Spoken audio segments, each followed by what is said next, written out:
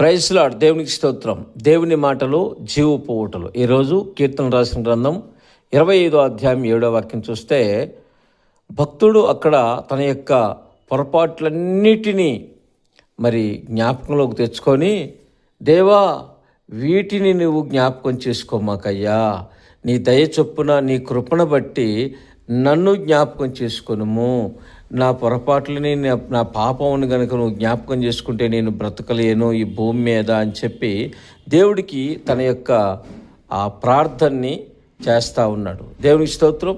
ప్రియులరా, నిజమే, మనుషులు దయాదాక్షిణ్యం లేని మనుషులు తప్పు చేస్తున్న ఆ స్త్రీని పట్టుకొచ్చినప్పుడు యేసయ్య దగ్గరికి దయగలిగిన దేవుడు ఆమె పొరపాట్లను క్షమించి తన దయ చొప్పున తన కృపలో ఆమెని జ్ఞాపకం చేసుకొని ఆమెకి జీవించటానికి అవకాశం కలుగజేశాడు. దేవునికి స్తోత్రం. దేవుడు మనుషుల్లాగా ఆలోచిస్తే మనుషులందరూ ఎప్పుడూ నశించిపోతారు.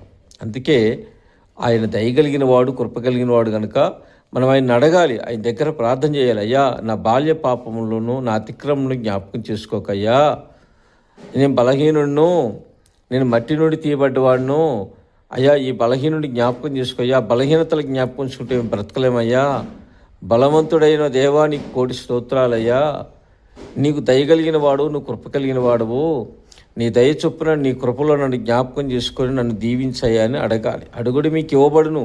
అడిగే విధానంలో కూడా దేవుని దగ్గర మనం జాగ్రత్తగా ఈ విధంగా ఈయన గారు ఎలా అడిగాడో ఆ విధంగా అడగగలిగితే ఖచ్చితంగా దేవుని కృప మన మీదకి వస్తుంది.